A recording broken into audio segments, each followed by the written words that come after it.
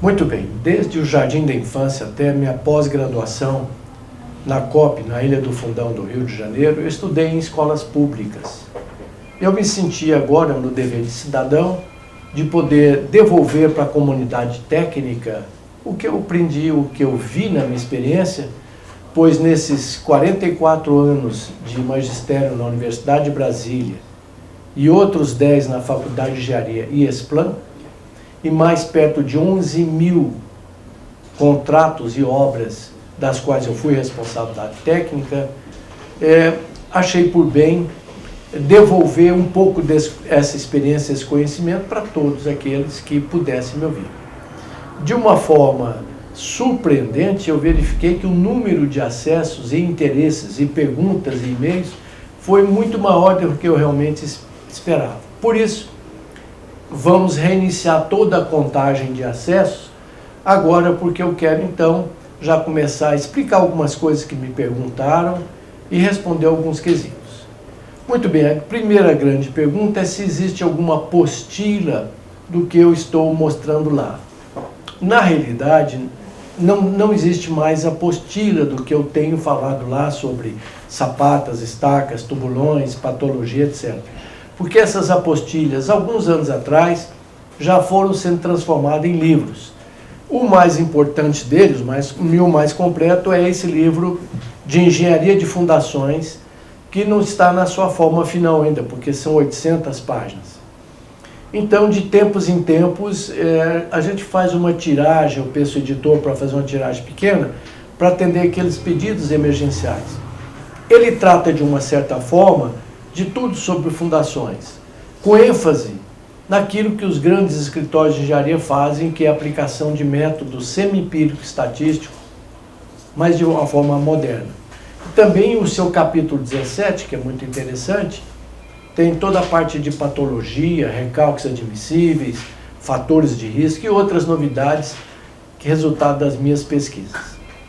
Em segundo lugar, também publicado pela COP, na época, um livro sobre sondagens. O primeiro livro de fundações, ele está de uma certa forma esgotado. De tempos em tempos, como eu disse, faz uma pequena tiragem. O custo dele, essas 800 páginas, são R$180. Existe, parece que uma taxa de SEDEX na faixa de R$20.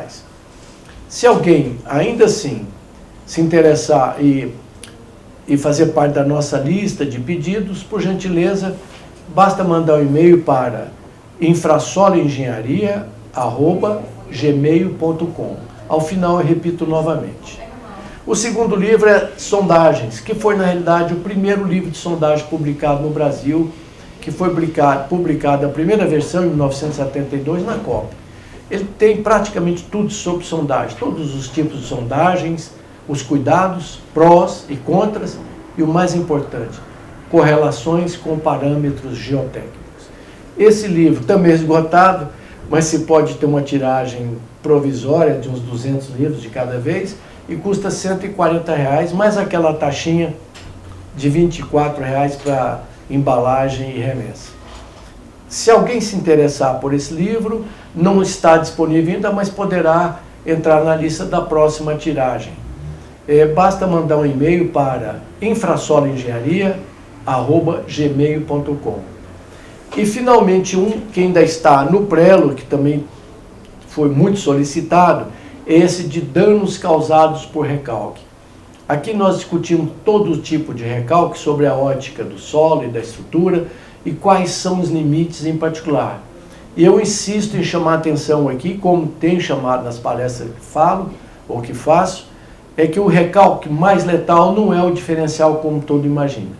O recalque diferencial realmente é muito ruim, mas o distorcional é aquele recalque letal que vai fazer sua obra rachar ou eventualmente desabar.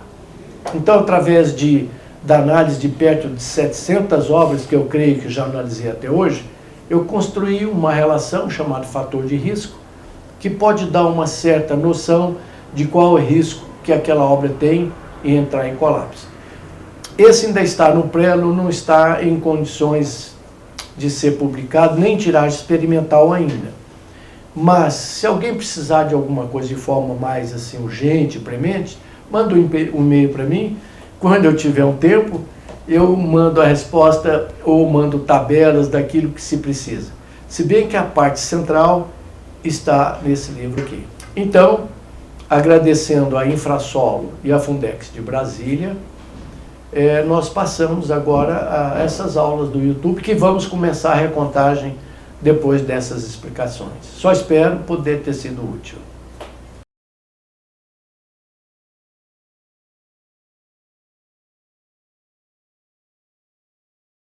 Então, nessa aula de encerramento desse curso, nós veremos prós e contras, problemas e soluções de cada tipo de fundação para que vocês usem ou saibam usar na vida profissional. Vamos começar com a mais moderna delas, que é a estaca ômega, que é uma nova estaca tipo hélice, conforme a gente já viu, só que o tubo interno, ou nem tubo interno eles não usam maior, de tal forma a comprimir o solo. Se usa hoje uma espécie de um torpedo, é uma peça de aço grande com aletas reversíveis, de tal forma que ela não só crava, como empurra o solo para a lateral. Isso tem uma série de vantagens. Primeira grande pós a favor, prós dessa estaca, que ela comprime o solo. Uma compressão de solo para a lateral, ela é cravada. Quando se comprime o solo, ela leva a vantagem de ter um empuxo passivo, que é um empuxo grande. Isso significa dizer que o solo vai ficar apertado contra o estaque e vai dar um excelente atrito lateral. Qual é a desvantagem dessa máquina? Custo. Transporte, uma máquina muito pesada.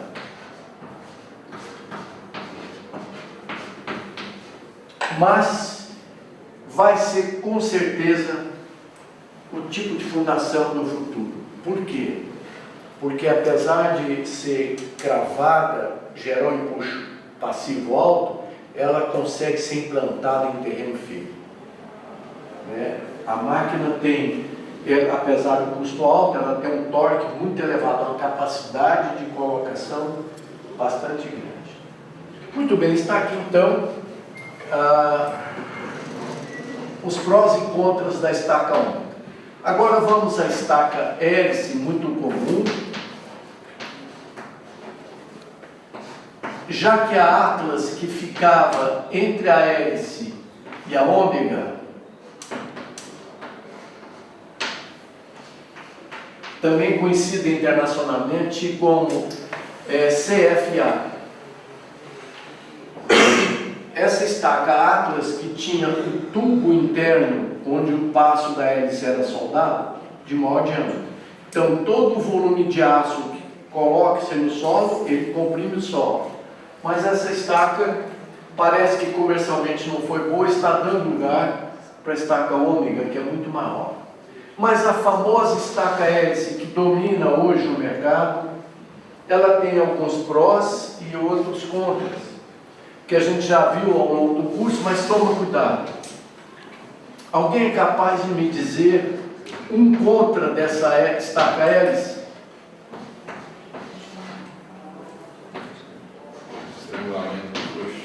Estrangulamento do fuste. Ora, se por acaso a máquina não tiver torque suficiente, ou seja, não for uma máquina cara, essa máquina hoje pronta deve estar na faixa de R$1.800.000.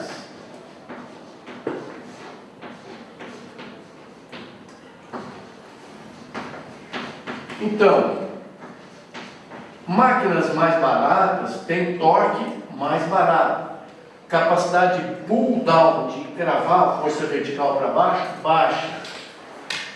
Então, o que vai acontecer? Às vezes escava ou implanta a estaca, mas a máquina não é capaz de tirar a hélice.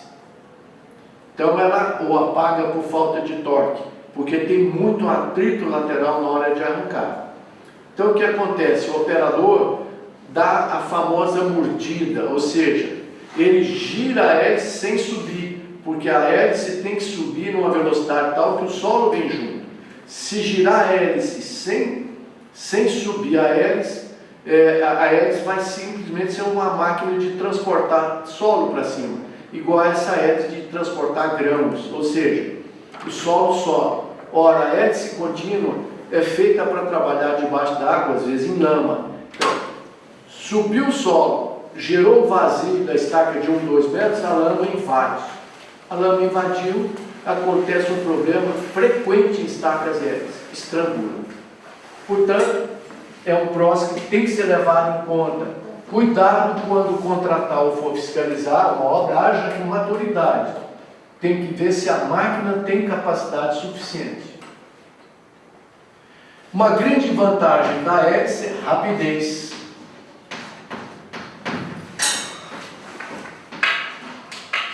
Às vezes se faz no terreno normal 10, 12 estacas por dia. Outra vantagem, qualquer solo, não há restrição. Outra vantagem, a máquina, se for uma máquina boa, implanta em terreno firme.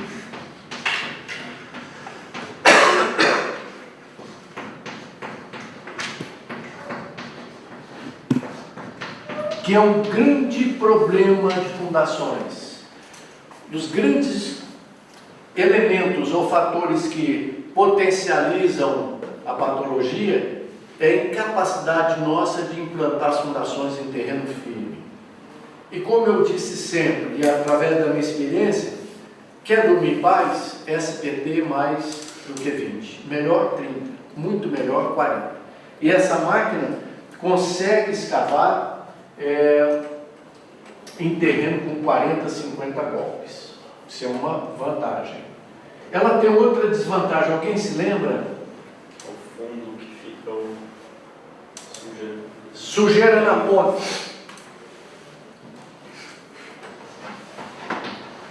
Ainda não existe nenhum equipamento desenvolvido capaz de limpar o terreno fofo que fica na ponta. Até tempos atrás, se imaginava que a pasta de cimento que caía através do tubo, quando da etapa da concretagem, transformasse aquele solo fofo em solo cimento. Ora, um solo cimento com aquela quantidade de cimento vai dar 20, 30 quilos por centímetro quadrado, que é mais do que suficiente, vira um torrão duro. Mas isso nem sempre acontece.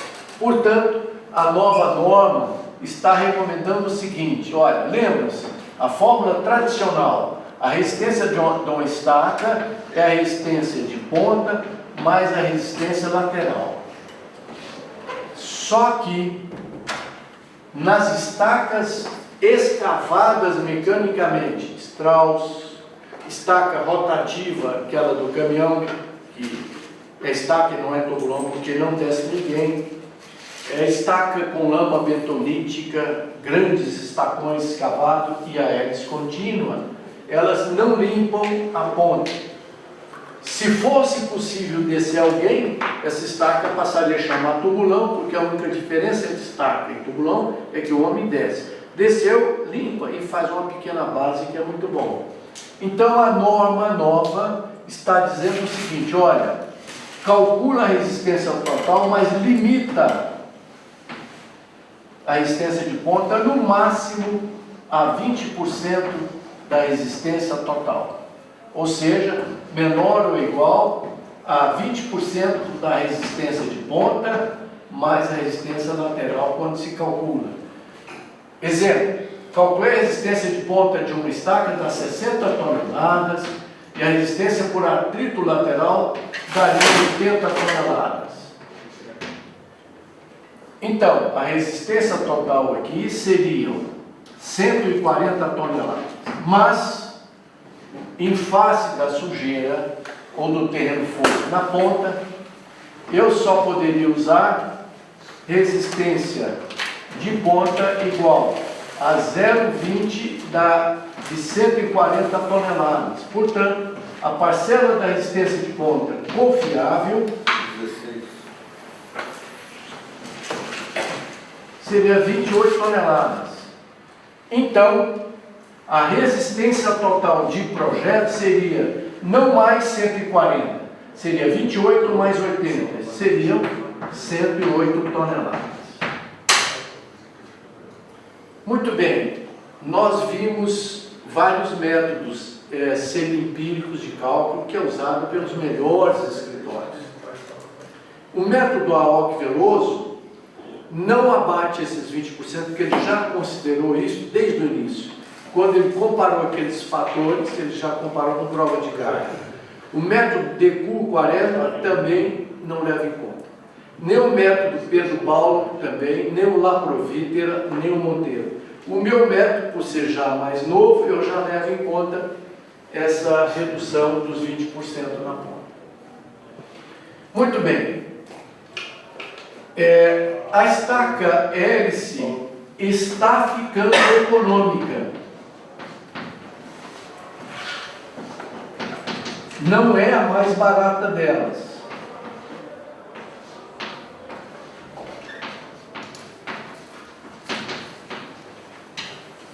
Mas está cada dia mais baixando o preço. É como toda informática, toda eletrônica de computação, etc. Cada dia que passa, me lembro que o primeiro HD que eu comprei custou 10 mil dólares. Tinha, sei lá, uma capacidade muito pequena para os cabos, não tinha nenhum. A estaca alta tem mais uma vantagem que não foi dita aqui, que é a rapidez.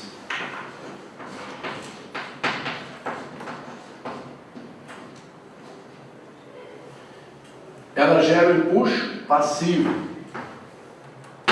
que é muito bom e é rápida. A estaca hélice também tem mais uma desvantagem que não foi colocada aqui, que se coloca a tempo: a armação. Já não é o caso da ômega. A ômega fura por compressão, é como se enfiasse um tubo de aço fechado, a força no terreno. Ele tira, o terreno está livre, não tem revestimento. A estaca hélice já foi bastante discutido aqui no curso, né? Fura-se a hélice e tira, já ela fica cheia de concreto. Você tem que ser rápido para colocar a ferragem, senão ela não desce. Se na sua vida ainda profissional ela insistir em não descer, coloque a barra pura, lisa, batida com marreta para baixo, tá? Desde que a carga seja só a carga vertical, né? Se for estaca S de cortina, ela tem que ser bem armada, senão ela quebra. Toma cuidado. Tem que ser rápido. E por sorte o concreto é bombeado, o slump é alto, é muito fluido, tá? Em algumas condições pode usar um retardador de pega se você precisar de colocar uma ferragem longa, senão ela não vai descer. Tem uma vantagem: equipamento pequeno.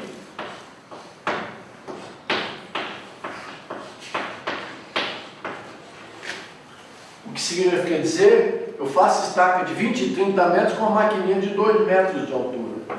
Então eu posso entrar no subsolo para fazer um reforço, porque no bate-estaca eu não tenho jeito de colocar lá.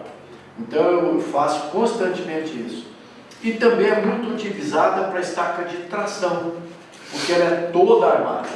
Então ela tem uma boa capacidade de tração. Equipamento pequeno. Contra. É um pouco cara. É mais cara do que a hélice. Mais cara do que a pré-moldada. Mais cara do que a Strauss. Então, custo.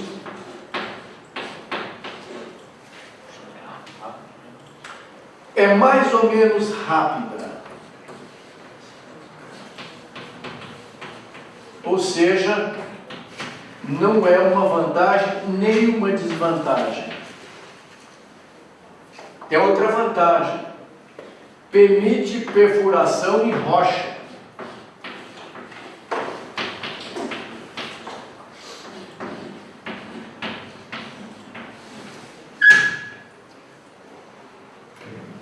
Quando não dá mais para cortar em solo, mesmo com coroa, porque a estaca raiz usa o próprio tubo denteado com solda especial ou bits de vídeo e corta até saprolito, que é aquele solo quase rocha, mas é solo.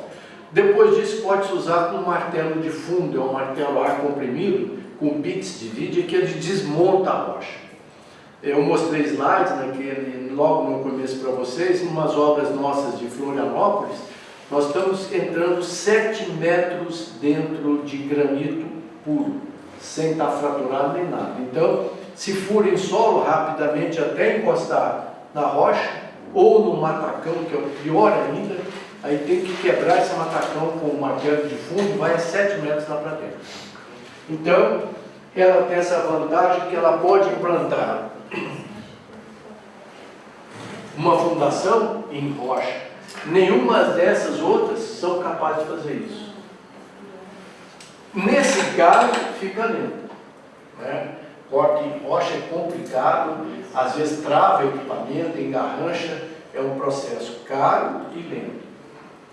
Então, mesmo em condições normais, ela é mais cara do que as outras estacas. Mas tem outra vantagem também, boa para tração. Ela resiste bem à tração porque ela é toda armada.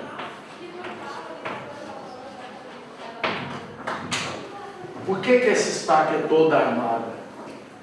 Porque ela tem um diâmetro pequeno, 30, 40 centímetros, 50 no máximo, e pega carga muito elevada. Então, se ela não for toda armada, ela pode flambar. Então, essa estaca, diferente da hélice, etc., da Strauss, ou do tubulão escavado rotativamente, estaca rotativa, ela é toda armada sempre, igual pré-moldada. É toda armada porque tem que ser transportada, mesmo que você não precisasse de tanto ferro. Mas essa precisa dessa ferragem. A armação dela é mais leve as bitolas ou as bitolas grossas? Olha, toda vez que você puder, a pergunta do nosso aluno é se usa a ferragem de bitola mais grossa. Ora, toda vez que você puder usar bitolas mais finas e uma órgão de ferro, melhor. Viu? Mesmo porque, vamos supor que você estivesse trabalhando, qual é a principal função dela? Reforço de fundações. Ela tem uma vantagem que ela corta blocos de fundações também. Corta concreto, corta aço. Mas às vezes você tem que colocar um cartucho de 15 metros um pé direito de 3. Então não pode ser ferro muito grosso, senão ele não dobra. Pode cortar, fazer emenda, mas não é bom. É caro e demora. Então, vamos supor que você tivesse aqui em planta um bloco de fundação, cinta, bloco. Eu uso isso constantemente para reforço de obras. Quando o solo é seco, como no Brasil Central em geral, e é coesivo, que dá segurança, eu sempre faço em tubulão, que é a melhor opção. Então eu tenho aqui debaixo desse bloco, eu tenho um pilar e tenho uma fundação que lamentavelmente está doentinha. Ou eu vou levantar alguns andares, ou ficou mal implantada, o prédio começa a recalcar e rachar. Então, eu tenho a possibilidade, ou a melhor solução, é fazer 2 estacas raiz ou 2 tubulões aqui. E passar então um bloco por baixo incorporando todas elas. Com o tempo, essa carga recalcando passa para as novas estacas. E a estaca raiz é mestra nisso, e o tubulão muito melhor. Mas nem sempre é possível. Acontece, entretanto, que eu tenho que reforçar blocos que o ideal seria vazar esse bloco. Então, a estaca raiz com bits de diamante, por exemplo, vamos supor que eu tivesse um bloco de 4 estacas com problema.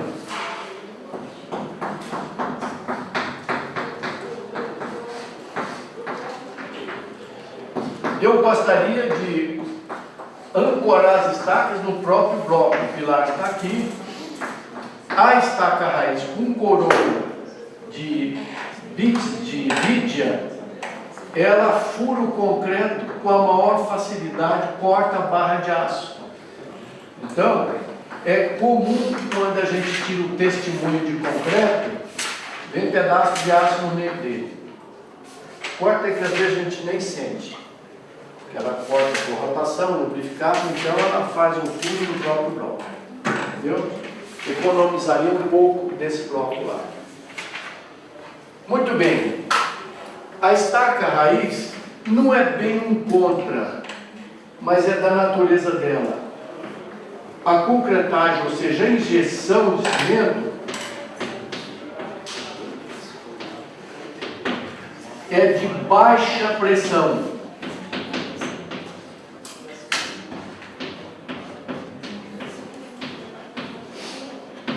Até 4 kg por centímetro quadrado. Ao contrário do que alguém pode pensar, e nunca faça essa afirmação na sua vida profissional, ela não aumenta nada o diâmetro. 4 kg por centímetro quadrado só dá uma espécie de aderência melhor da pasta de cimento, que ela é com pasta de cimento. Mostrei anteriormente nas aulas, mas ela fura com um tubo, que a gente vai emendando tubo, peças de 1 metro, até chegar lá embaixo. Furou até a cota prevista e o terreno bom, se lava para tirar a lâmpada. Aí pode encher a estaca sem pressão, enche com pasta de cimento. Um pouquinho de areia, cimento e água. Aí coloca o cartucho dentro. Tampona os tubos e começa a injetar sob pressão, ou ar ou a própria pasta. Então é como se eu tivesse um cápsule de 40 centímetros, uma bomba injetora injeta. Baixa pressão, e não se iluda. Ah, porque eu já vi muita gente dizer, não, aumenta o diâmetro, não aumenta nada. Então ela só injeta sob pressão, dá um bom atrito lateral, tem boa capacidade de carga. Então, é bom fazer 3 ou 4 estágios. Injeta, tira um pouco de tubo, injeta, tira um pouco de tubo, injeta e tal. E melhor ainda, eu posso usar um compressor de ar, tampona e dar uma soprada, mas o melhor é usar a própria bomba que injeta pasta de cimento, que ela injeta já sob pressão. Quando a pressão é grande, o tubo até começa a subir, né? Porque ele forma um êmbolo, começa a subir. Então você vai só desrosqueando o tubo, isso é bom. Melhor ainda se fosse possível sair pasta de cimento em algum outro lugar. Vamos supor que tivesse uma fratura ou uma falha, se houvesse um regurgitamento de pasta seria ideal, porque ela está preenchendo falhas. Mas quem faz bem isso mesmo é a microestaca. Lembrando-se que a estaca raiz fura com o tubo, com o próprio revestimento e tira. Lembrando-se que a pressão de injeção é baixa. No meu livro de fundações, capítulo lá, tem tudo, estraço, pasta, quantidade de cimento ideal, areia. E que a armação é um cartucho igual ao pilar. Mas se faz, se alguém tiver que armar alguma coisa redonda, não faça estribo separado, demora e fica caro.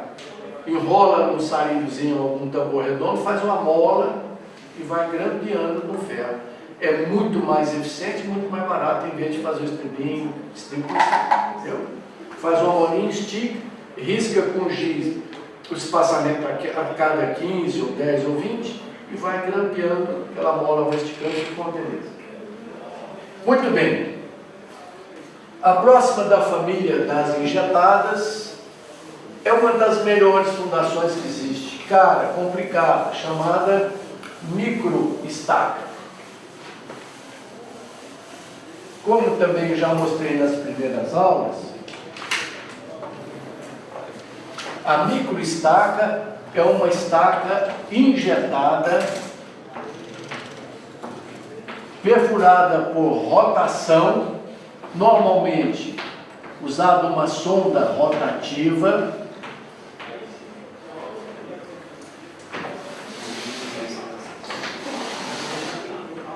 que perfura o solo por rotação, portanto, uma vantagem, a máquina é menor ainda, faz um furinho de 10, 15 centímetros de diâmetro, e coloca como armação um tubo de aço.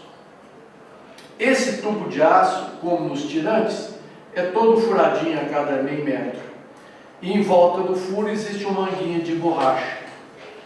Depois que coloca-se o tubo dentro do furo, o tubo é um tubo Humanisma sem costura, porque é um tubo reforçado, que a própria ferragem é um tubo Schedule, normalmente 40 ou 80 de parede grossa, não flamba, de boa resistência. Depois que você colocou, ela fura qualquer coisa.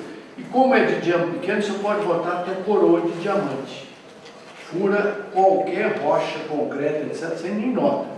É um furo pequeno, só que a coroa de diamante custa um pouco caro, né?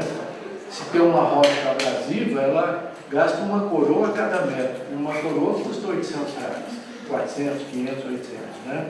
Então, você imaginou, tem que fazer 50 estacas.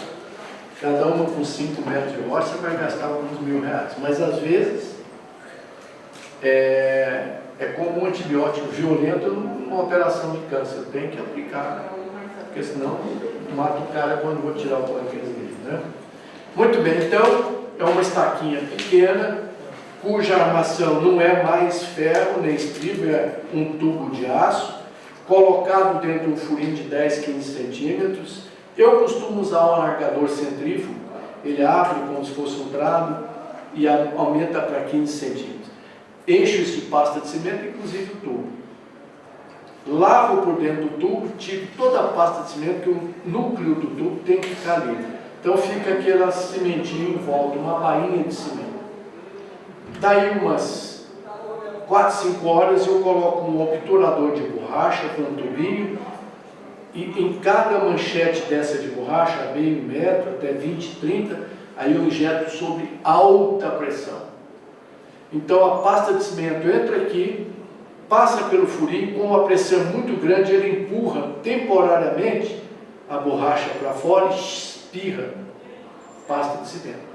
Se eu parar a injeção e fecha a borracha, não volta, o tubo continua limpo. Então eu faço isso, normalmente a cada metro, e vou puxando. Eu crio uma cebola de cimento, sob alta pressão. Essa pressão pode chegar a 30 quilos por centímetro quadrado. Só para você ter uma ideia, o seu carro põe no chão 1,5 kg de pressão. 30 quilos levanta qualquer fundação. Se der o azar, você tem um tubulão que tem 4 kg por centímetro quadrado na base e entrar pasta de cimento numa barragem que eu estou corrigindo falhas, entrar e levanta a barragem toda, né?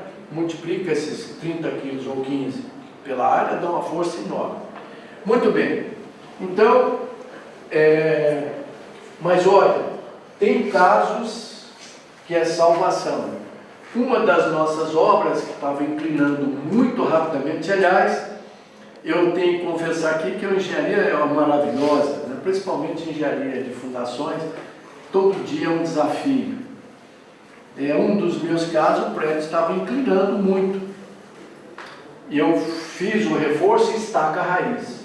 Mas estaca a raiz, eu tive que cortar a rocha, cada estaca raiz consumia de 13 a 15 mil litros de água. Então, apesar que tinha água debaixo do prédio, eu ainda estou jogando mais água, que é um problemão, né? Então, eu fiz uma parte fixa, boa, segurei a obra, aliás, nem segurei toda, foi um outro grande desafio. Primeiro fiz as estacas, mas não segurei a obra. O meu cliente, os consultores ficaram me apavorados, falou de grana, você não vai já engastar, fazer um bloco para parar esse recalque? Falei, não, porque eu estou fazendo na parte boa da obra, né? Se eu por acaso tiver a sorte dele, com essa água que eu estou injetando, 15 mil litros em cada estaca, ele amolecer a parte boa, ele pode desinclinar um pouquinho. Vou repetir. Uma das técnicas que nós usamos para desinclinar um prédio é travar a parte ruim, amolecer a parte boa, com injeção de água, carrego, fazendo piscina ou saco de cimento, para ver se a parte boa amolece um pouco e ele volta, já que eu segurei a parte ruim. Aqui não. foi adotado o processo de que possivelmente vamos cortar os pilares e levantar ele agora. Mas eu comecei pela parte boa e não travei, para surpresa de todo mundo. E comecei a injetar, antes de fazer a estaca, a raiz que ia jogar água demais, quer dizer, eu já tenho um paciente com um problema sério de infecção. Se eu jogo mais bactéria nele, ele pode acabar de morrer. Então, eu fiz uma injeção, uma série de microestacas em alta pressão. A minha intenção era encher os vazios todos e fraturar o solo com 30 a 40 quilos, a ponto de começar a sair pasta de cimento no vizinho, perto das estacas velhas, e aquilo foi ótimo para mim. Só que, enquanto eu estou injetando sob alta pressão, enquanto a pasta de cimento não endurece, piora. O paciente dá uma inclina mais. Mas eu falei, olha pessoal, vamos rezar e esperar 2 dias. Cimento endureceu, acabou o problema. O prédio parou de recalcar. Né? Não foi sorte, porque eu já tinha tido experiências assim. Então, a microestaca tem prós, contra. Cara, é cara, complicada, chata, muita pressão, entope, trava, etc. Cara, mas equipamento pequeno,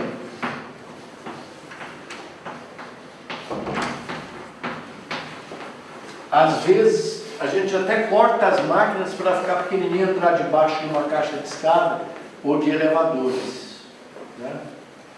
É uma grande vantagem, alta pressão. Não se pode exagerar, porque você precisa tomar cuidado.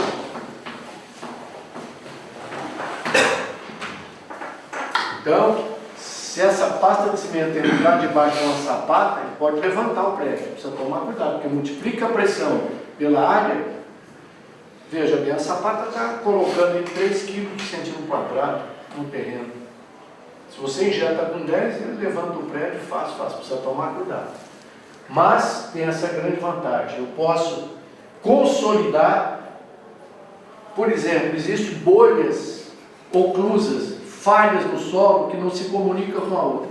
Com alta pressão eu vou romper aquela ligação e enche de concreto aqueles vazios, né? 2 a 3 vezes eu já fiz isso, é lógico, com uma segurança muito grande, mas muito preocupado, principalmente por causa da assistência, né? Então eu estou usando um antibiótico fortíssimo no paciente, que vai dar uma piorada, mas é a única forma depois de eu poder operar ele sem matar esse paciente. Muito bem, alta pressão, a armação dele é um tubo tipo Schedule, 80 ou 40, um tubo reforçado, é uma estaca de pequeno diâmetro, ela na realidade ela fica desse tamanhozinho, olha, aqui é o furo do solo, que eu faço procurando alargar, ou uso um tricone para aumentar esse furo, para me garantir pelo menos uma bainhazinha. Aqui dentro então é colocado um tubo de aço de parede grossa, bem resistente, e esse tubo ele tem alguns furinhos, igualzinho o tirante verdadeiro. Tem uns furinhos, e em volta desse furo uma manguinha de borracha, parece uma câmara de ar de motocicleta, mas a gente compra isso ponto, 10 centímetros. Tudo isso fica então cheio de pasta de cimento. Também precisa tomar o cuidado de não ter feriados ou corte ou paralisação do trabalho por muito tempo, porque depois que isso é injetado, essa pasta de cimento, eu vou manter isso aqui limpo e entro com um obturadorzinho, que é uma coisa assim, parece um catéter, só que tem uma borrachinha aqui, olha. Essa borracha tem um processo que ela expande aqui dentro. Então eu coloco esse catéter aqui no máximo um dia depois, porque senão eu não dou conta de quebrar essa pasta se ela endurecer muito. E ela injeta pasta sobre muito alta pressão. Ela levanta essa borrachinha, cuja função é fechar de volta para a pasta não voltar, e eu crio a cada meio metro um bulbo. Eu fiz isso aqui na sede do edifício do Confia e desenterrei. O bulbo estava com 30 centímetros, que era o diâmetro que eu precisava para calcular a área por atrito e tal, estava uma maravilha. Desci lá embaixo, fotografei todo, foi muito bom. Também no Banco Central, na sede principal. Então, é cara, mas tem certas situações que é o único antídoto para esse problema. Lenta, cheia de imprevistos. Não há como garantir prazo nessa obra. E mais, se ainda assim eu quiser evitar uma flambagem, eu posso aqui, depois que estiver pronta, o que eu nunca gostaria, porque esse tubo fica sempre livre, sabe? Eu posso, igual tirante, eu posso voltar daqui a um ano e reinjetar, porque o tubo está livre. Mas, se eu precisar, eu posso concretar aqui, colocando barras de ferro. Faço até um estribinho pequenininho, fininho, coloco 3, 4 barras, aí sim uma barra um pouco mais grossa, né, para evitar a flambagem. Ótima para tração, maravilhosa.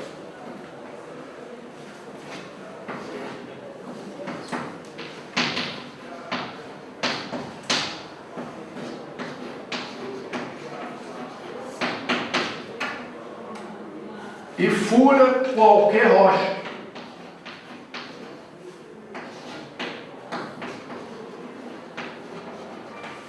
Então, se um dos grandes problemas que é comum, então uma camada dura demais, que a fundação não passou, ela fura e vai lá embaixo, passa esse bloco. Matacões é sempre um problema. Você vai fazer uma estaca, ela pega no matacão, não passa, nem hélice, nem pré-moldada, nem nada. Então só tem um jeito, perfurar o matacão, porque debaixo tem material bom, né? Ele é capaz de fazer isso. Qualquer coisa, até o quartzo, que é duríssimo, a coroa de diamante, fura. Ou você pode descer um martelinho de fundo, que nada mais é do que o martelo mesmo, o ar comprimido, fica batendo e girando. E com bits de vidia, não precisa ser diamante, ele transforma o quartzo em pó. Só que o quartzo vai acabar com esse martelo rapidinho, tem que estar trocando bits o tempo todo, porque ele é muito duro, né? Só o diamante que é mais duro que ele.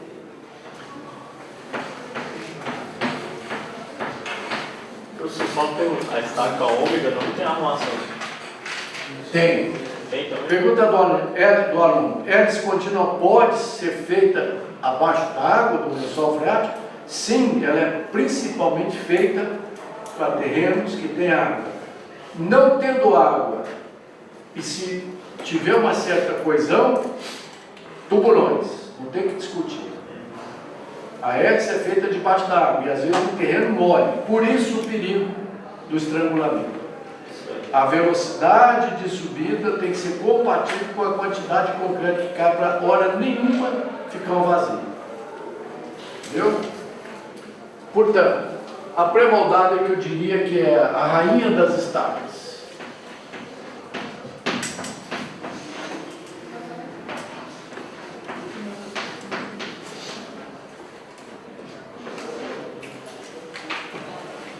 Grande vantagem, cravada, ou seja, gera empuxo passivo, alta capacidade de carga por atrito.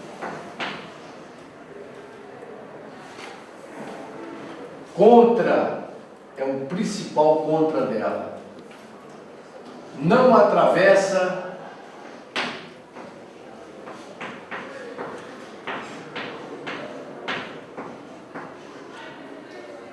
com essa mudança de português, eu não sei se atravessa aí com 2 S, mas tudo bem. Como o português é uma língua meio burrinha, vamos engolir os 2 S.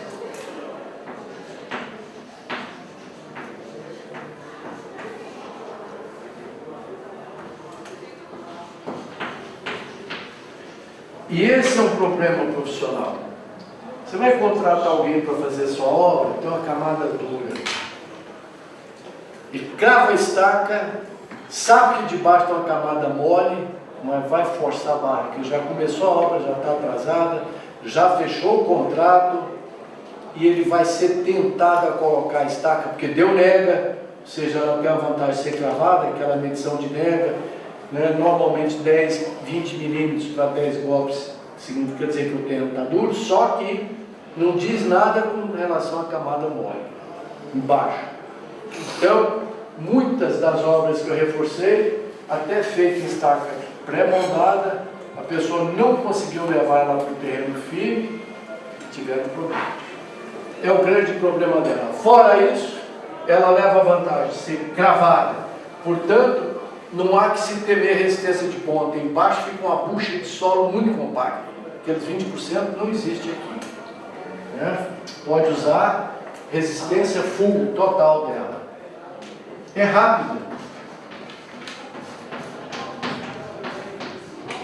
Quase ou tão igual a hélice. Bate-se 10 tacas por dia, 12, 8. Né? Uma outra contra, que não é tão contra, que é toda armada. Ora, a maioria dessa ferragem, desde que a carga seja somente vertical e de compressão, a maioria dessa ferragem não tem nem esforço horizontal nem momento, fica inútil depois que eu levanto a estaca. Então, tanto ferro para ser transportado e não quebrar, e na hora que a máquina pega um cabinho de aço que deve pegar 1/5 do comprimento dela, ela chega a flamar, né? Não pode trincar, entendeu? Então, tem mais ferro do que precisa, o que não é de todo mal. Outra desvantagem, o giz me pegou. Outra desvantagem, cortes e sobras. Dificilmente a gente faz uma previsão de comprimento certinho. Sobra ponta de estaca. Tem que jogar fora. Então, quem paga isso? O cliente. Porque, com razão, o executor cobra estaca em pé. Então, eu botei estaca em pé de 10 metros, se cravar 8, vai sobrar 2, paciência. E mais, é difícil prever, porque num bloco de 5, 6 estacas, as últimas não entram tanto, porque está super compactado o terreno. Existem, lógico, estacas de 4, 5, 6, 7, 8, 9, 10 metros. Você pode emendar. Mas tem essa outra vantagem, emendas. Emenda bem, não é problema. Competitivas em termos de preço.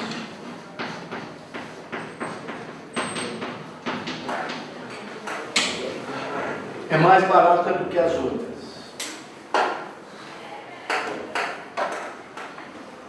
E tem uma vantagem que eu poderia colocar aqui, olha, qualidade do concreto.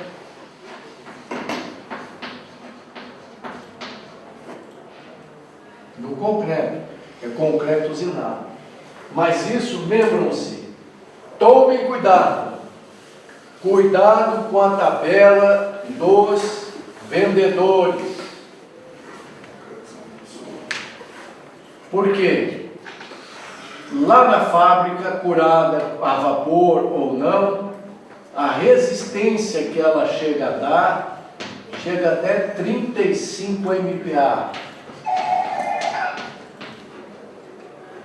Mas o fabricante vai dizer isso, não está mentindo, que é uma estaca de 30 centímetros, no concreto ela pode ir até, vamos supor, 120 toneladas. Se você multiplicar essa área, que dá 0,8 por isso, dá 3.500, vai chegar nesse valor. Só que, no solo, não adianta querer colocar mais do que 7 MPa, que o solo vai te dar problemas. Então, uma estaca de 30 centímetros deve, multiplicado por 7 MPa, deve dar no máximo 50, 60 toneladas. Então, tome cuidado, vocês estão formando agora com a tabela do vendedor. Ela fala, com razão, da qualidade do concreto, não tem nada a ver com a resistência do solo. Se exagerar aqui, vai ter recalque certamente. Mas aflorante essas observações, é uma estaca muito boa e confiável. Tem nega e se implanta bem. Lembrando-se que sempre junto com a estaca jogando areia, porque a estaca drapeja. E quando é uma argila mais ou menos dura, rija, ela passa larga e a argila não volta. E resistência por atrito lateral tem que ter contato. No momento que eu perco o contato, ela vai afundar. Pois não. Você fala ela toda armada, é a profundidade inteira da estaca? Comprimento todo. Até o finalzinho a armação? Toda. E por que as outras pode ser a armação só antes da metade? Porque a armação, em geral, 99% das fundações, só com carga vertical, o concreto trabalha bem demais a compressão. Aquela ferragem inicial é só para evitar algum esforço horizontal, vizinho escava, solo solta. Não é bom que o concreto fique sem uma contenção lateral. Imagine você, uma estaca de 30 centímetros por 20 metros de comprimento, é como se fosse um pilar de 30 com 6 andares sem travamento. Você que é bom, você é um rapaz forte, mas um fraco igual esse, ele pode empurrar o pilar e quebra. Se não travar, quebra. Então, tem que ser armado. Mas o solo confina para evitar isso. A não ser estaca de ponte ou em lama. Entendeu? Muito bem. É uma estaca muito boa. Se conseguir implantar num terreno firme, que tenha pelo menos 5, 6 metros de camada resistente abaixo, ou que o acréscimo de pressões seja tal que não vai dar recalque, é uma das melhores estacas.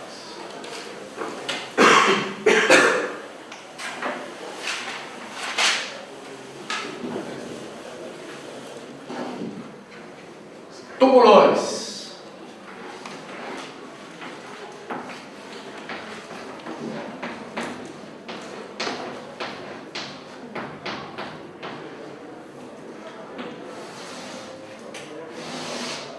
Nós temos que separar duas grandes famílias: a céu aberto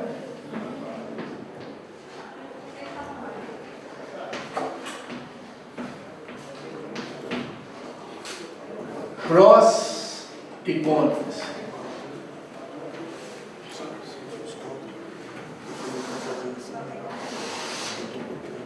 E a ar comprimido.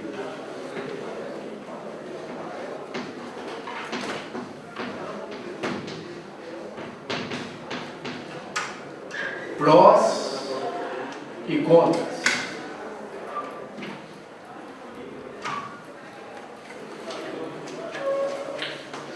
Muito bem. Os tubulões a céu aberto, se houver algumas condicionantes, é imbatível. Por quê? Carga ilimitada.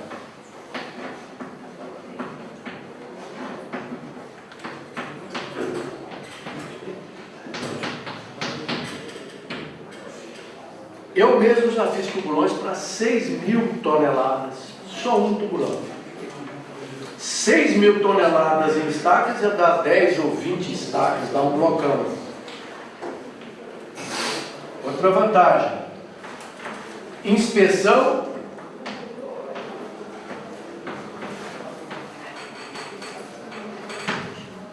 em loco.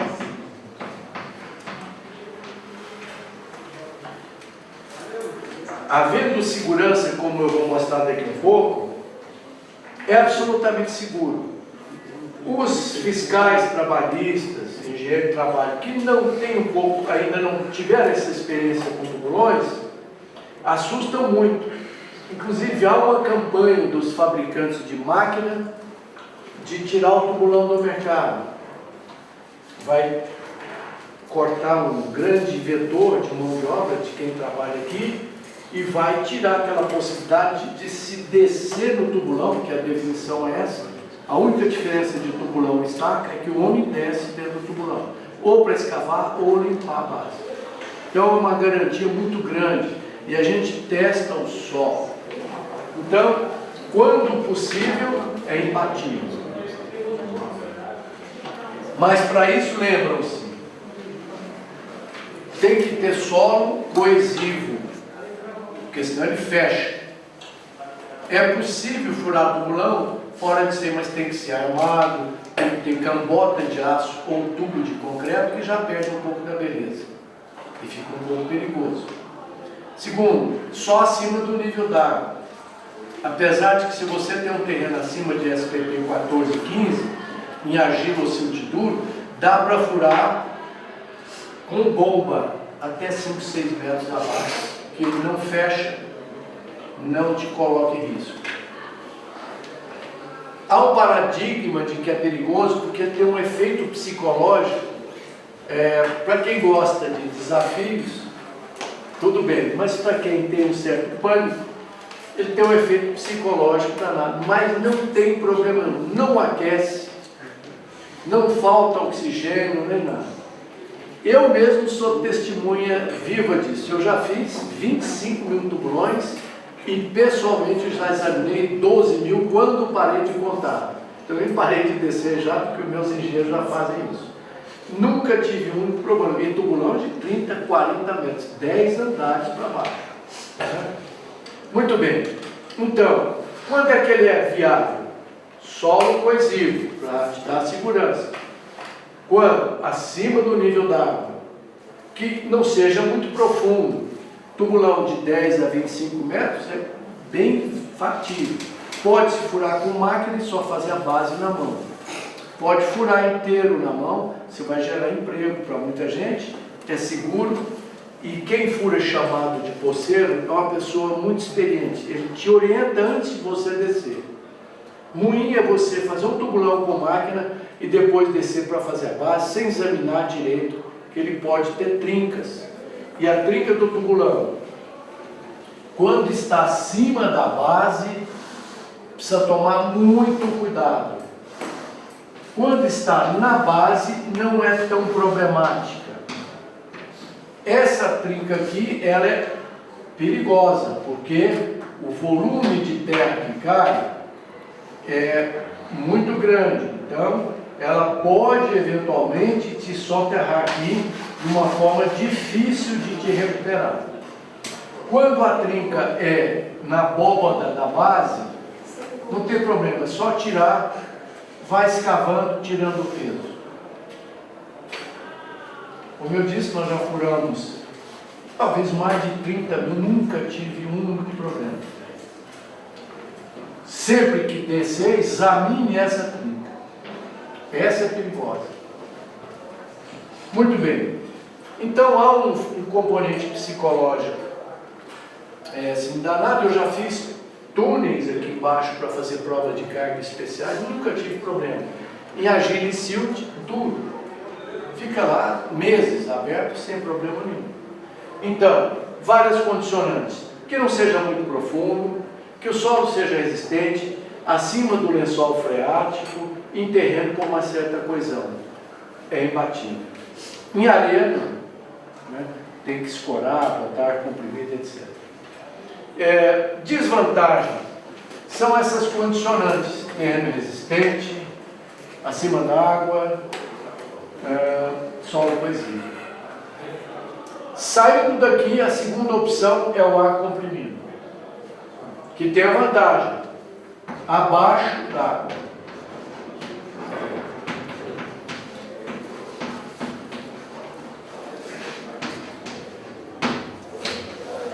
Aqui, ao contrário que todo mundo imagina, dentro do tubulão a céu aberto reina a pressão atmosférica. E aquela história que às vezes esquenta, tal, que a cada 30 metros, 1 grau, não é sensível. Às vezes esquenta porque o operário trabalha trocando muito calor com o ar que está lá. Então a gente desce sempre um pouco de calor por causa do operário, mas nem sempre. E se eventualmente essa troca de ar que está aqui não fosse muito suficiente, não for completo, joga um pouco de cal virgem. O cal virgem reage com o monóxido de carbono e libera oxigênio, dá a impressão de que esfria o tubulão e fica bom. Muito bem. Abaixo d'água vai se colocar aqui nesse tubulão, conforme eu já mostrei anteriormente, uma campânula e vai se comprimir o trabalhador. Um fica aqui em cima e outro aqui embaixo sob compressão. Né? Então, dependendo da pressão da água, você tem que injetar uma pressão de ar comprimido de tal forma que a água, a gente vê e sente a água na parede, como se ela tivesse um filme de água, ela não entra, debaixo do mar. Por quê? A pressão de ar aqui é maior do que a pressão da água. Hoje, então se trabalha aqui dentro. Mas, trabalhando sobre ar comprimido, tem que se ter algumas cautelas com relação a problemas de saúde. Para descer tem que comprimir lentamente, então os dois operários vão aqui para dentro, se comprime crescendo devagar, para evitar problemas de descompressão urbana, de embolia, etc. E na hora de sair, esse e aqueles que estão sob pressão tem que subir para lá e descomprimir lentamente. Porque todo mundo sabe que o alvéolo é como se fosse um papel filtro, né? Que eu tenho uma tensão superficial que depende do papel filtro. De cá sangue, de cá ar. Não há uma mistura. O ar passa e entra no sangue para alimentar o nosso sistema todo de oxigênio. Se bem que, ao engano, a gente não respira oxigênio. Nós respiramos 80% de nitrogênio e 20% de oxigênio. Se por acaso essas bolinhas de ar sob pressão que está circulando pelo corpo todo sofrer uma descompressão rápida, ela pode aumentar de volume 16 vezes. Pega uma garrafa de refrigerante tipo Coca-Cola que está sob pressão. Aquela pressão fez o gás carbônico se dissolver dentro do líquido. Se você destampar rapidinho, ela ferve, porque a bolha cresce.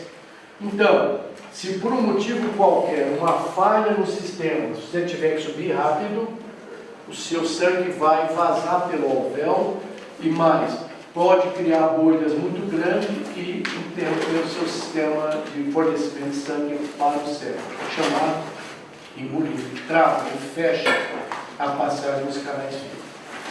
Muito bem. Aforante isso, é uma fundação para grandes cargas. Se faz isso de baixa ponte, em obras que tem lá, né? Às vezes não dá para fazer estaca. Às vezes eu posso cravar até o fuste de metal, depois desce o pessoal para abrir a base ou cortar a rocha, etc. Mas, apesar de cara perigosa, é uma solução viável. Que se tratada com o devido respeito, funciona muito bem.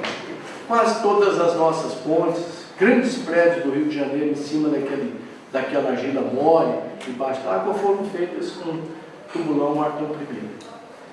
As tais máquinas de ômega, hélice contínua e estacão com lâmina estão querendo tirar o tubulão do mercado. Mas tomara que tire mesmo. Porque é uma fundação cara e que envolve risco. Mas é possível. Não quer dizer que na sua obra vai ter alguém ferido ou machucado. Muito bem.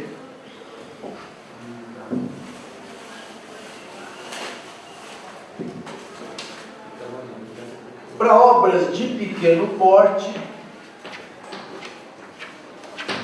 nós temos as estacas de solo e cimento.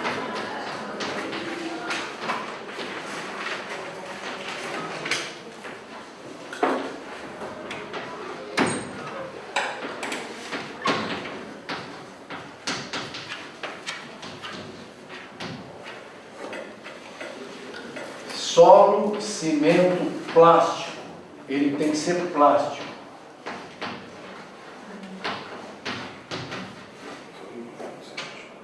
Como eu mostrei anteriormente, é uma estaquinha furada a trado, mecânico ou manual, que pode ser dotada de uma ou mais bases, ou nenhuma base alargada, com alargadorzinho mecânico simples, e que em geral no Brasil inteiro funciona muito bem no traço 1:7, 1:8 em volume.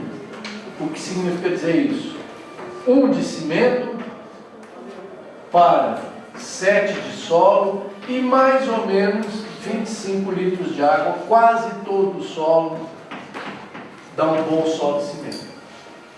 Carga máxima até 6 a 8 toneladas.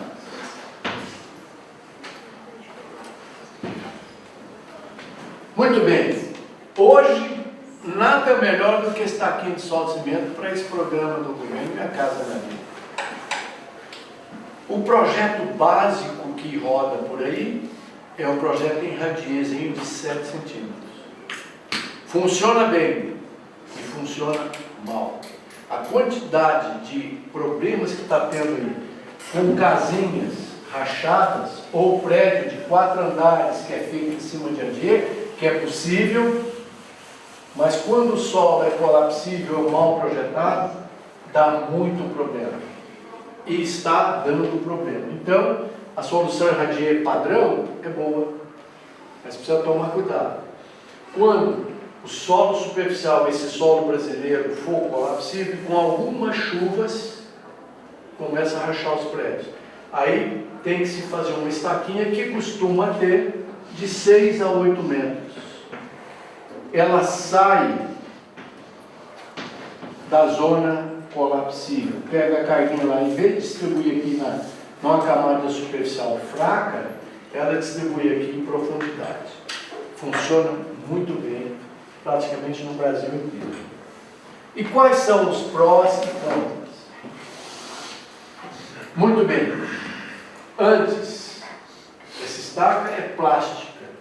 Esse solo misturado, um volumezinho de solo com um volume de cimento com 7 de solo e água, ele fica igual massa de rebocar. Ou seja, um slump entre 4 e 10. Então você enche o furo, não precisa compactar, não precisa vibrar. O que isso garante? Rapidez e custo. Toda pesquisa feita tentando compactar ou vibrar não trouxe nenhuma melhoria considerável. Recomenda-se, entretanto, colocar aqui 1 metrinho de concreto bem vagabundo, barato, para poder ter armação para gastar na cinta ou no bloquinho do prédiozinho de 4 andares ou das casas. Porque os solos brasileiros potencialmente colapsíveis são ácidos, esse solo vermelho e tal. Então essa ferragem logo desaparece. A menos que você possa armar com bambu, mas o custo do bambu hoje ainda é tão caro ou mais do que o aço. Funciona, aí dentro vai durar mais de 100 anos, sem problema nenhum. Então, professor, pois não. E a distribuição dessas estaquinhas aí no radier? Há uma grande solução. A pergunta dele é: por que eu não faço ela mista? Melhora o terreno com a estaquinha e um radier em cima. Funciona muito bem. O cálculo ainda é complicado, mas mesmo aproximado é uma grande solução. Isso nós estamos falando em casinhas populares. Agora, se você vai ter um piso de fábrica que não pode rachar, não pode empenar, é fundamental fazer isso em regiões onde se sabe que o solo é potencialmente colapsível. Se você não sabe, manda fazer um ensaio de colapsividade, sabe? Faz um ensaio de adensamento seco, depois molha. Vê quanto é que ele desmonta. Mas isso corre notícia rapidinho. Olha, aqui, esse solo vermelho da região aqui, cuidado. Entendeu? Muito bem. Em fábricas e tal, você não pode ter, tem pisos no solo, mas não pode trincar, é a melhor solução. Faz um pirulito. Em geral, o efeito de água recomendo um espaçamento de 1,20 m ao 1,5 m entre eles. Então, o ideal é fazer um tabuleiro de estacas de solo e cimento. E mais ainda, não sei se já observou, tudo que é viaduto, tem um aterro mais de 4 metros, com o tempo tem um recalque elástico, esse aterro abate. Então, aquele desconforto enorme do tranco entre o aterro e o concreto. Tanto é que o DENIT, DRs e tal, costuma ficar sempre enchendo. Chega a dar 1 metro de abatimento. Por quê? O terreno que apoia, que é o subleito, esse aterro, naturalmente vai deformar elasticamente. O aterro não, porque ele é compactado. Só vai virar peso em cima. Então, nada melhor que um tabuleiro de estaca de soldamento resolve todo o problema. Pode-se até abrir e fazer uma misulazinha. Faz um conezinho maior para ele pegar a carga, né? Porque essa carga passa como se fosse um arco. Essa carga vem para cá. Muito bem, próximo. Custo. Baratíssimo. Por quê? É só solo e cimento. Não tem brita, não tem areia. Só aí é carrinho, é lá, esse cimento de trás? Caixotinho, lata, o que você quiser, em volume. As pesquisas são feitas em peso para dar maior compatibilidade matemática. Mas na obra, por quê? Porque o vetor dela é social.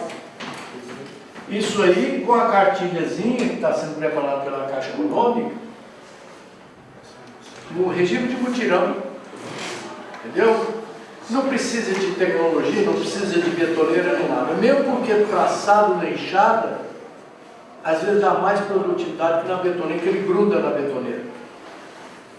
Então, a outra vantagem social, dá emprego para muita gente, porque pode ser furado na mão ou com um tradinho que se compra em qualquer loja de material de construção. É ecologicamente correta. Por quê? Eu não tenho que desmatar a montanha, nem dinamitar nada para tirar areia, nem dragar rio para tirar areia. E se der a sorte na composição natural do solo, um pouquinho tiver areia, aumenta muito a resistência. Né? Mas isso nós estamos falando para argilas, que é o solo ruim, que precisa de muito cimento, porque o grãozinho é fino, então você precisa de muito grão para envolver o grão de argila. Não vai envolver todos. Daí a baixa capacidade. Daí eu precisar só de 20 quilos por centímetro quadrado. Multiplicado por essa área vai dar 10, 12 toneladas para romper. Traço fica líquido, pastoso, né, quilos? Igual massa de rebocar, plástico. Um pouquinho mais duro. Se você pegar e jogar na parede, ela gruda bem, mas não escorre igual massa de rebocar, entendeu?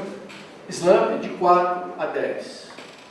Quase todo o solo do Brasil testado funciona bem com 20 e poucos litros de água. Se tiver molhado, você diminui um pouquinho, é fácil de sentir.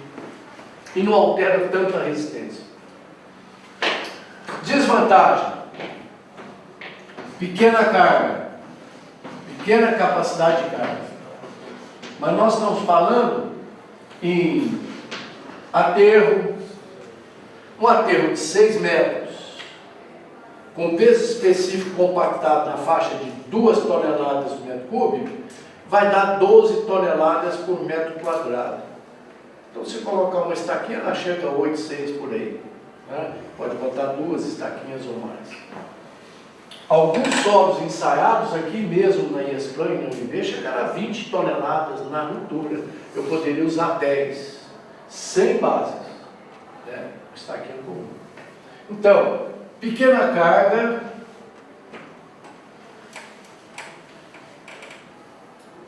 não conheço outra desvantagem. Limitação de carga. Durabilidade é bastante grande. Várias amostras no Brasil inteiro foram testadas com 5, 6 anos debaixo d'água ou alternando entre seguro e umidade, funcionaram bem. Aqui, se eu me lembrar, eu volto aqui. Se alguém se lembrar de alguma desvantagem, me avisa. E finalmente, mas ainda temos o radier, que nós vamos falar um pouquinho.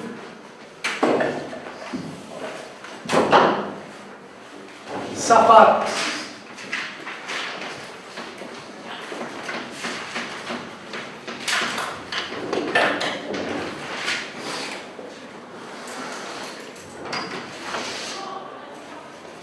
Prós, contras.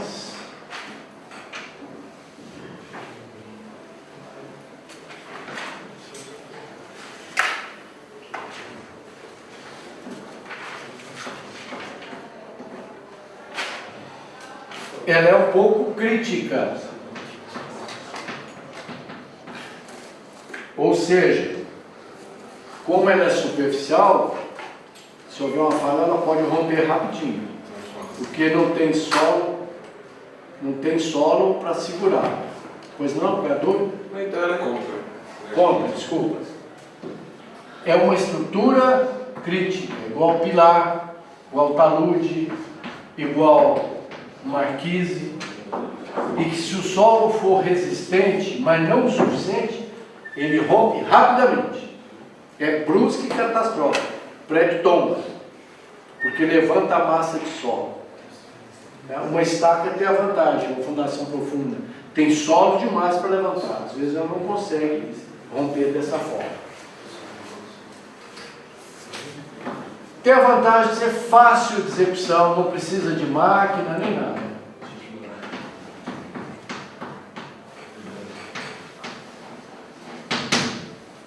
Mas tem a vantagem, por ser superficial, pode estar sobre solos colapsíveis, comum no Brasil. Ou na Bahia, expansivo, pior ainda, quebra de baixo para cima, principalmente em radier. Quando eu falo em sapatos, eu estou falando de fundações superficiais, que são os tubulões curtos, que são os melhores, ou os blocos de fundações, que é também muito bom, e a sapata, que é flexível e armada. Resolve bem o problema. Normalmente, mas não sempre, pequenas cargas.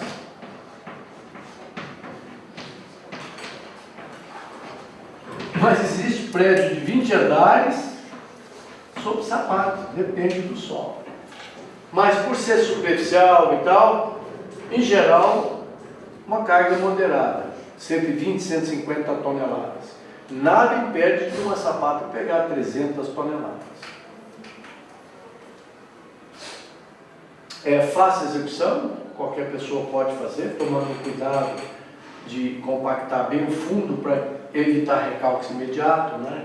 Colocar uma camadinha de concreto magro, colocar a ferragem certinha, vibrar bem. Lembrando que a sapata é concreto estrutural, há uma falha nos pilaretes da sapata, porque é praxe comum entender que fundações, o concreto é baixo, 5, 6 MPa, mas sapata não. Sapata tem que ser estrutural e o pilarete dela, o colarinho, tem que ser bom, porque, lembra-se, um dos grandes problemas da patologia é o colarinho que fica enterrado, trinca. E geralmente, os mestres de obras ou engenheiros de obra, sabendo que fundações em geral não precisa de um concretão resistente, negligenciam a concretagem do pilarete. Tanto é que um pedacinho de concreto de 1 metro, eu recomendo dobrar a área e dobrar a quantidade de ferro. Você vai usar pontas de ferro, vai te dar uma tranquilidade grande. Por quê? Está enterrado. Nem ninguém vê ele decompor, deteriorar ou rachar. E finalmente o radier.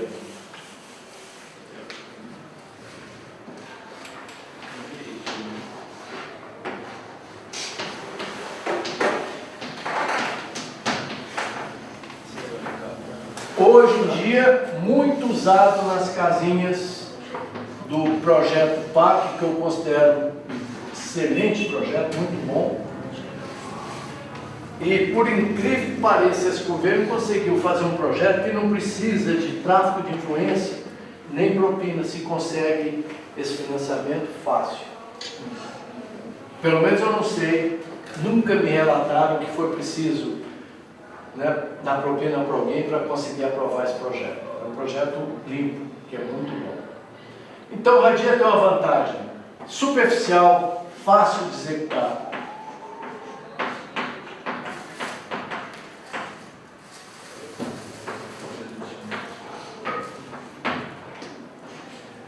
Projetou, escavou o subsolo, arma a laje, acabou. Está pronto.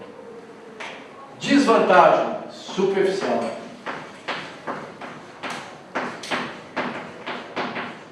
Colapso. Solo colapsível.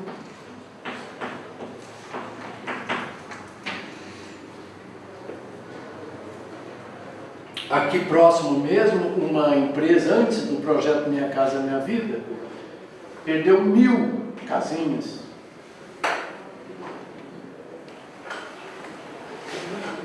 Era o antigo sistema BNH. E olha que alguém inteligente da equipe técnica colocou uma manta de plástico grossa desse tipo Sansui em cima do aterro. Já não sei porquê, intuitivamente ele sentiu que se aquilo molhasse dá problema. Perderam as 1000 casinhas com plástico e tudo. Por quê? Solo colapsível, foi feito em radiezinho de 7 centímetros. Então, por ser superficial, o solo está sujeito a chuvas e trovoadas. Mas tem uma vantagem, por ser superficial, é fácil de executar. Ele tem um problema sério, cálculo.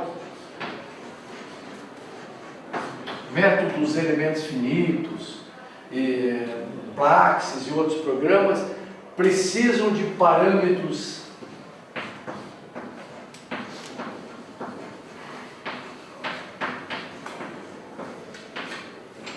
muito precisos. Portanto, se algum dia você for fazer, eu recomendo fazer uma prova de placa. Faz uma plaquinha de 1 por 1, faz uma prova de carga, primeiro seca, depois encharca ela. E para fazer uma saturação melhor, não é só encher uma vanetinha de água, faz furinhos de travo, para ele saturar todo o terreno que sustenta a placa e veja qual é o comportamento. Parece que aqui na região vai ser construído num projeto arrojado de uma grande empresa que vão fazer 26.000 unidades, praticamente uma cidade, de blocos de 4 andares populares em Radier ou outra fundação. Se por acaso esse projeto se consolidar, nós deveremos aportar financeiramente do cliente pesquisa para muitos projetos de tese, de mestrado, de graduação, fazendo ensaios para ver se passa em Radier, se é melhor fazer esse tipo de estaquinho ou estaca escavada com máquina. Não é? Muito bem, eu acho que nenhum tipo de fundação conhecida ficou de fora, a não ser os estacões que são feitos escavada com lama bentolítica, que levam os mesmos problemas de todas as fundações que eu já falei aqui. É um pouco perigosa, eu acho. Várias provas de carga que eu fiz, não me lembro de nenhuma ter passado. Eu não sei porque também só me caiu na mão o paciente já terminal. O pessoal desconfiou de que a estaca não estava boa, me chamou para fazer prova de carga. Existem muitas estacas com lama, com muito sucesso. Lembra-se, aquela estaca que eu furo como a parede fecha, eu encho com uma lama pesada. Ela contrapõe o esforço do empuxo horizontal. Só que tem que ser limpo, bombeado e tal, não pode ficar sujeiro. Todas as que eu fui contratado para fazer prova de carga, passaram só com a metade da carga prevista. Teve um caso que eu não posso dizer aonde, num grande aeroporto, que o meu engenheiro achou que nós estávamos ficando doidos, o instrumento estava todo maluco. A estaca não parava de descer. Ele falou: professor, vem cá, que tem um negócio errado aqui, que não é possível isso. Estaca para 70 toneladas, quando chegou com 30, os relógios comparadores e os transdutores ficaram malucos. Ele falou: olha, tem um problema nesse equipamento aqui, vem cá. É que estaca realmente. Sorte. simplesmente dobraram os obstáculos. Cada um era para 70 toneladas, tinham acho que 430 estacas de grande diâmetro, fizeram mais 430 e resolveu o problema. Não me parece que o aeroporto tenha problema nenhum. Muito bem, queria saber se alguém tem alguma dúvida. Está aqui um resumo de tudo que a gente precisava saber para projetar bem, e vocês um dia vão ser fiscais com muita maturidade, porque na área de engenharia ainda, no terceiro milênio, a soma dos quadrados dos catetos, às vezes não fecham com o quadrado da hipotenusa. Então, trabalhe com maturidade. E na prática, a teoria é um pouco diferente lá no campo do que aqui. Todo mundo que carrega muito prato está sujeito a algumas quebras de prato. Não se intimide por isso, não. Eu sou perito fiscal e já examinei 700 obras. Então, às vezes, por besteira, por uma fundação mal feita, por falta de uma junta de dilatação bem cortada, entendeu? Impermeabilização todo dia. O dia que você for fazer uma obra, tome cuidado com pequenos detalhes. Impermeabilização, 50% está no capricho, 50% está no material. E nunca prometa vida eterna. Toda impermeabilização conhecida no mundo tem vida curta. Então, já faça no capricho, senão você não sai da obra. Assim como assentamento de pastilha, junta de dilatação, trinca de dilatação higrotérmica por variação de umidade e temperatura são comuns, às vezes inofensivas, mas tem um efeito estético, funcional muito ruim e psicológico. Então, tome cuidado com pequenos caprichos nas obras. Fundações, terreno firme, não seja tentado a fazer ali em terreno que não seja bom. Pode ser até que passe, mas não é a melhor política. Não é? Cortes em talude, fique de olho nas trincas. É normal ter trinca, mas tem uma certa abertura, se ela começar a crescer muito, tira o seu funcionário de lá, porque aqui na região de Brasília morrem 3 pessoas por ano, soterradas, em valetas, em corte de talude, porque não se tem essa cultura. Pequenas coisas vão te dar um problema. Vazamento de esquadria, apartamentos de cobertura sofrem variações térmicas. Use telas platibandas. Vai dar uma trinca inofensiva. Só que o seu cliente não vai querer saber disso, vai te perturbar a vida inteira. Portanto, eu acho que era isso que eu queria. Foi um prazer tê-los como aluno, foi muito bom, fiquei satisfeito. O resultado foi melhor que eu esperava, porque eu sei que todo mundo trabalha de dia, que é uma vantagem. Eu dou aula também na Universidade UNB, que ninguém trabalha e estuda o dia inteiro. Mas eu prefiro dar aula aqui por causa da maturidade. Então, até o próximo semestre, se Deus quiser.